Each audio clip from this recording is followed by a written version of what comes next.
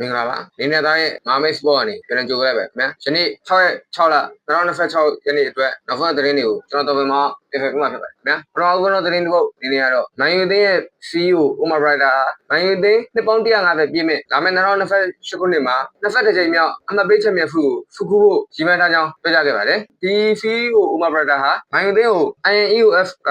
ရှယ်ယာ20ရာခိုင်နှုန်းဝယ်ယူခဲ့တဲ့ချိန်ကစပြီးတော့ CEO ရာထူးကိုတာဝန်ထမ်းဆောင်ခဲ့တဲ့သူဖြစ်ပြီးတော့သူ့လက်ထက်မှာမန်ယူသင်းကနှစ်ပေါင်း150ပြည့်ကိုကြုံတွေ့မှာဖြစ်တယ်ခင်ဗျာနောက်တဲ့သတင်းတစ်ပုဒ်အနေနဲ့ကတော့ PFA ရဲ့တစ်နှစ်တာအကောင်းဆုံးကမ္ဘာသမားစကားတင်6ဦးရှင်းကိုထုတ်ပြန်လိုက်ကြောင်းသိရတယ်ခင်ဗျာ PFA ဖူးဆိုတာကမ္ဘာသမားချင်းချင်းကနေပြီးတော့ပြရတဲ့ဖူးတစ်ခုဖြစ်တယ်ခင်ဗျာဒီဖူးအတွက်အကောင်းဆုံးကမ္ဘာသမားဖူးကိုရွေးချယ်ဖို့ဒီဖူးစကားတင်ရှင်းကိုထုတ်ပြန်ကြေညာခဲ့ရာအာဖင်နယ်တင်းကကိုသမားဒေးဗစ်ရိုင်ယန်နောက်ခံလူကာဘီရဲ့ကွလန်တူဒကန်ရိုက်တို့3ဦးပါဝင်ပြီးတော့မန်စီးတီးတင်းကတိုက်စစ်မှုဟာလန်နဲ့တောင်မန်တိုက်စစ်မှုချာကီတို့ပါဝင်မန်ယူတင်းကတော့ကွင်းလယ်ကမ္ဘာသမားဘရူနိုတို့ပါဝင်ကြောင်းသိရတယ်ဒီထဲမှာအာဖင်နယ်ကမ္ဘာသမား3ဦးထိပါဝင်ပြီးအများဆုံးဖြစ်ပေမဲ့လည်းပြီးခဲ့တဲ့ရာသီကတွင်းကိုဖန်တီးမှု21ကြိမ်ထိပြုလုပ်ပေးနိုင်ခဲ့တဲ့မန်ယူကွင်းလယ်လူဘရူနိုကဒီဖူးကိုရာယူအတွက်ရေပန်းဆိုင်နေကြောင်းသိရတယ်ခင်ဗျာအဲ့ဒါလူငယ်အကောင်မကမ္ဘာသားဖူးအတွက်ပါ6ဦးရွေးချယ်ခဲ့ကြောင်းသိရတယ်ဒီလူငယ်အကောင်မကမ္ဘာသားဖူးအတွက်စကားနေ6ဦးရှင်းမှာဒေါင်းမန်အာဖင်နယ်ခရူဘီဘုံမောက်ကိုဘီမိုင်တို့မန်ယူရီယိုလီဗာပူးချာကီမန်စီးတီးတို့ပါဝင်ကြောင်းသိရတယ်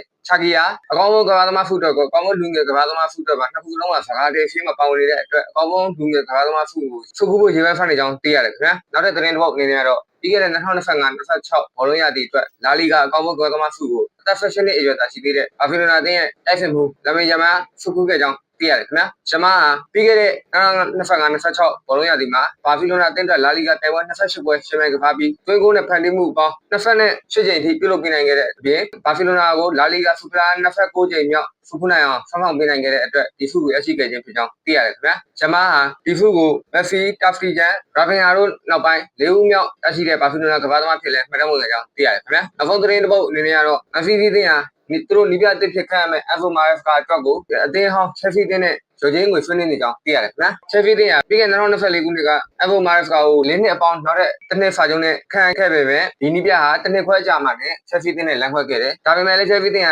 နီးပြနဲ့လမ်းခွဲခဲ့တဲ့တိုင်အောင်ဒီနီးပြကိုလက်ခံငွေတွေပေးချင်နေပဲဖြစ်တဲ့အတွက်မက်ဖီဒီတင်းကခန့်ပါကသူတို့အနေနဲ့ဂျိုဂျင်းငွေရလို့ကြောင်းမက်ဖီဒီတင်းထံတောင်းထားတာဖြစ်တယ်ဒါကြောင့်မလို့ဒီချိန်မှာမက်ဖီဒီတင်းနဲ့ချက်ဖီတင်းတို့နှစ်တင်းဟာဒီနီးပြကိုခန့်ဖို့အတွက်ဂျိုဂျင်းငွေဆွေးနွေးနေကြောင်းသိရတယ်ခင်ဗျာဒီနေ့ရဲ့သတင်းတွေကဒီလောက်ပါပဲကျွန်တော်တို့ရဲ့မာမေ့စပေါ့နေပြီးတော့ဘောလုံးမသတင်းတွေကိုလေးပင်တင်ဆက်ပေးနေဖြစ်ပြီးမာမေ့စပေါ့ကို Facebook TikTok နဲ့ YouTube စတဲ့ social media မှာစောင့်ကြည့်နိုင်ပါခင်ဗျာကျေးဇူးအများကြီးတင်ရှိပါတယ်